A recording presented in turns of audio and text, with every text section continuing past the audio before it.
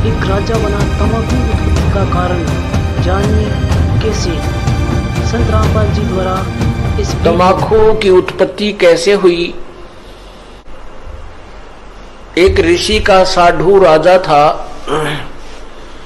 और एक दिन राजा ने अपने साधु ऋषि को आमंत्रित किया अपने घर पर जलपान के लिए।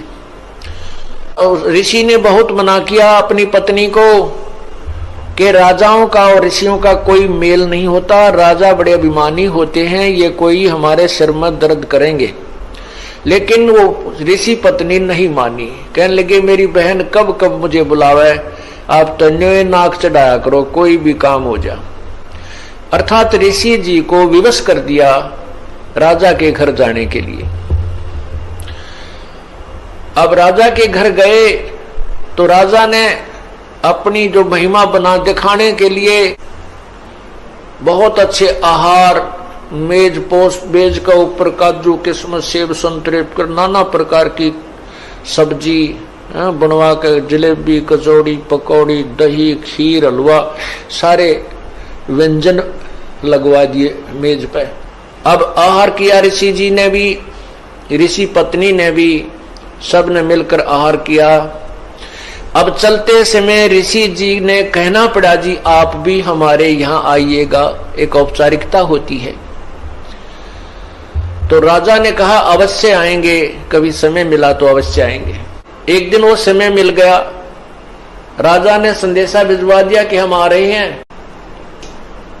अब ऋषि पत्नी चिंतित हुई कि वो तो सचमुच आ रहे हैं और साथ में ये संदेशा भेज दिया कि मेरे साथ हजारों की संख्या में अंग रक्षक होंगे, मेरे सैनिक होंगे।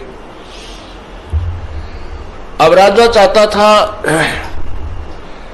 कि ऋषि को नीचा दिखाना, ये एक बूंदी बीमारी है साधु, ये दिखाना चाहता था कि मैंने ऐसे ऐसे आहार कराए हैं और ये ऋषि जी कुछ नहीं करा पाएगा, इसकी मिट्टी पलीत होगी। परमात्मा कहते हैं कबीरा सब जग निर्धना, धनवंता ना कोई, धनवंता सो जानियो जप राम नाम धन होए।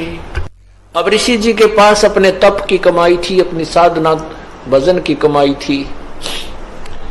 ऋषि जी ने स्वर्ग से कामधेनु गाय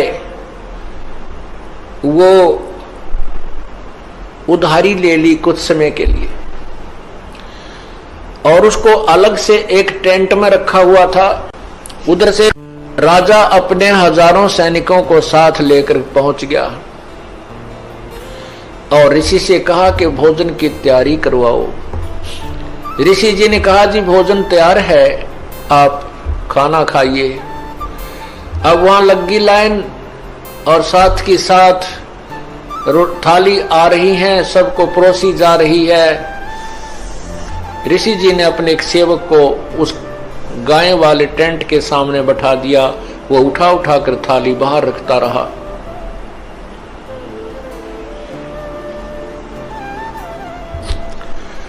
अब जब सब सैनिकों ने खाना खा लिया और ऐसा स्वादिष्ट भोजन उन्होंने कभी नहीं खाया था, तब राजा ने पूछा कि हे ऋषि जी आपके पास ना कहीं कोई भोजन बनाने की व्यवस्था नजर आ रही है, ना किधर को चूल्हा डाल रखा तुमने, ना कोई हलवाई बुला रखा, ये ऐसा भोजन स्वादिष्ट भोजन कहाँ से आ रहा है।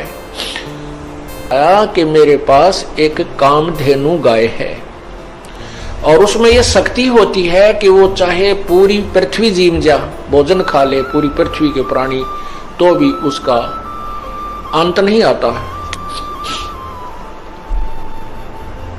तो राजा के अब साधु की यारी दोस्ती इतनी होती है, अब राजा की नीत में खोट आ गया, नीयत में खोट आ गया। उसने सोचा यू कंगाल क्या करेगा, इस गाय का मैं ले चलता हूं, बहुत ज्यादा सेना है मेरे पास और ये गाय सभी आहार करा दिया करेगी। कहने लगा ऋषि जी ये गाय मुझे दे दे, आप क्या करोगे इसकी। ऋषि जी ने कहा ये गाय मेरी नहीं है, मैं उधारी लाया हूं, मैं आपको नहीं दे सकता। तो राजा बोला सैनिकों से कि सैनिकों इस गाय को छीन लो। अब ऋषि सोचता है कि अच्छा नालायक ये तो जबरदस्ती कर रहा है मेरे साथ। तब उस ऋषि ने कहा हे गौ माता आप अपने स्वदेश लौट जाइए, मैं विवश हूं। इतना कहते ही वो टेंट के ऊपरले हिस्से को पाड़ती हुई और गाय आकाश की तरफ स्वर्गलोक की तरफ चल पड़ी। राजा ने गाय को कंडम करके नीचे डालने के लिए तीर मारा, पैर में तीर लगा और कहते हैं वो गाय का खून रक्त जमीन पर गिरा और गाय चली गई। तो जहां जहां वो खून गाय का गिरा वहीं पर कहते हैं तम्बाकू की उत्पत्ति हुई। अब हिंदू लोग एक तरफ तो माता को इतना प्रिय मानते हैं, गाय को अपना मां के तुल आदर देते हैं और फिर मां के खून को पी रहे हैं। क्या बताते हैं, खो नाम खो का तमा नाम गाय, 100 बार सौगंध इसको ना खाए। तमा नाम खून का, खो नाम खून का और तमा नाम गाय, सौगंध 100 बार इसको ना खाए। तम्बाकू खून, खू का अर्थ खून, खून, तमाखू खून, और तमा फारसी का शब्द है, तमा माने गाय होती है। तमाखू यानी गाय का खून। खू नाम खू का तमा नाम गाय, सौगंध 100 बार इसको ना खाए ना पीवे। कहते हैं आप एक तरफ तो गाय को इतना प्रिय मानते हो, आदरणीय मानते हो, और फिर गाय के खून से उत्पन्न इस तम्बाकू को पीते हो। जितने भी महापुरुष हुए उन्होंने सब विकारों को छुड़वाया है। अब सिख समाज में तम्बाकू कोई प्रयोग नहीं करता, अभी तक भी उन्होंने इस मर्यादा का पालन किया है। लेकिन और सारी बुराई शुरू कर दी, मांस खावा दारू पीने लगे। देखो बुराई तो सारी त्यागे पार पड़ेंगी।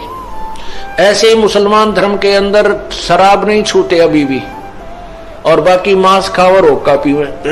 हिंदू समाज में बीड़ी, शराब, तम्बाकू और मांस कभी प्रयोग नहीं करते थे।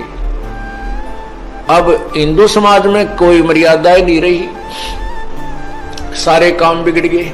तो पुण्यात्माओं ये नए सिरे से समाज सेट किया जाएगा और इसी तरह ये समाज सुधार और आत्म कल्याण प्रारंभ होता है। उन महापुरुषों ने भी कठिन प्रयत्न किए थे, परिश्रम किया था समाज को बुराई से दूर करने के लिए। आज भी वही चल रहा है और बहुत निर्मल समाज बन रहा है। छोटे छोटे बच्चे भी ये पूछते हैं, एक बार मेरा हाथ लग गया, मेरे पापा की गोद में बंडल था, महाराज जी मेरा नाम तो नहीं टूट गया। रो रहा था वो बच्चा। मैं कहा बेटा ऐसे नहीं टूटता, वो तो वैसे लग गया हाथ, गंद का समझ लो, भाई गोबर में हाथ लग जा धो ले अपने ने। हाँ उसको उठा के देना, ला के देना, पीने उक्का भरना, उसमें नाम टूट जाएगा, वो खंड हो जाएगा।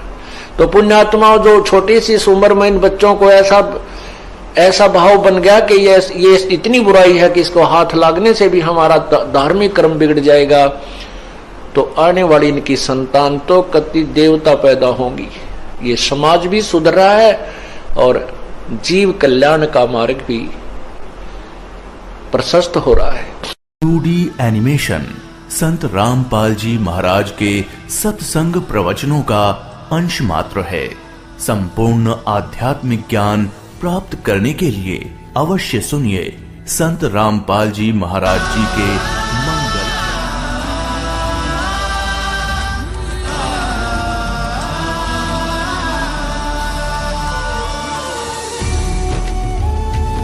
सत साई जी